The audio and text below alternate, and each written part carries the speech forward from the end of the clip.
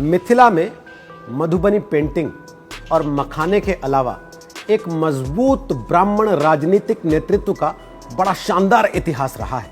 इस इलाके से आने वाले ब्राह्मण नेताओं की मजबूती और इनके कद का अंदाजा आप इसी बात से लगा सकते हैं कि इनकी तूती केवल बिहार राज्य की सत्ता में नहीं बल्कि केंद्र की सत्ता के गलियारों तक बोलती थी। और आज जब बिहार के चुनाव की बात हो रही है तो हम आपको बताएंगे कि न सिर्फ वामदल या कांग्रेस बल्कि लगभग हर पार्टी में शीर्ष पर बैठे ऐसे ब्राह्मण नेताओं के बारे में जिनकी चर्चा के बगैर बिहार का राजनीतिक इतिहास हमेशा अधूरा माना जाएगा। ऐसे नेताओं की फहरिस्त में पहला नाम आता है ललित नारायण मिश्रा का। दरभंगा से सांसद हुआ करते थे और केंद्र में मंत्री भी।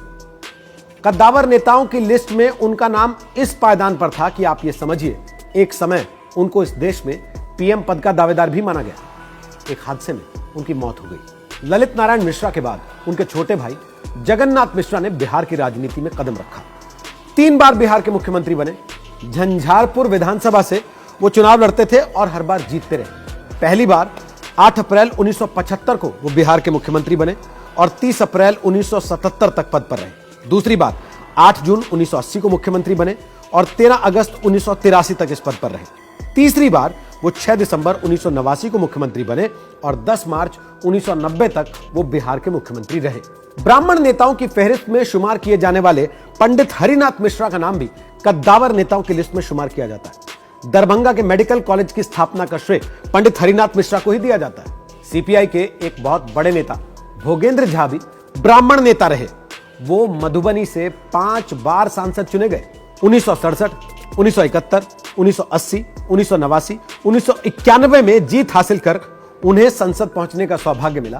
और उनके कद का अंदाजा आप इस बात से लगाइए कि उनकी मौत के बाद सीपीआई इस इलाके में कमजोर होती चली गई।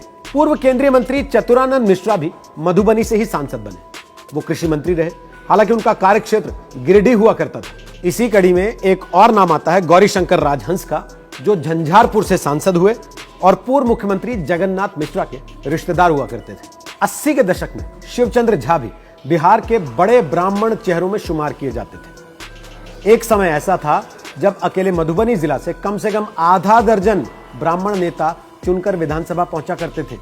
और इन नेताओं में सीपीआई के बैद्यनाथ झा, महेंद्र झा, गुणानंद झा, जीवेश्वर झा, कुमुद रंजन झा शामिल थे। 90 के दशक के बाद बिहार में ब्राह्मण नेतृत्व में लगातार गिरावट होती चली गई और ब्राह्मण नेतृत्व में इस गिरावट की बड़ी वजह माना गया सौराठ सभा का समाप्त होना। ब्राह्मण केवल एक कोटे में सिमट कर रह गए।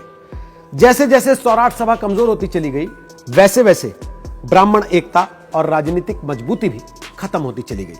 90 का दशक आते आते ब्राह्मण नेतृत्व लगभग पूरी तरह से समाप्त हो गया। सौराठ सभा मैथिल ब्राह्मणों का एक सभा स्थल हुआ करती थी, जहां बिना किसी बैनर के लाखों ब्राह्मण इकट्ठे हुआ करते थे। शास्त्रार्थ होता था, उसी के आधार पर बच्चों को उपाधि भी दी जाती थी। लेकिन बाद में धीरे धीरे ये महज एक वैवाहिक स्थल बनकर रह गए।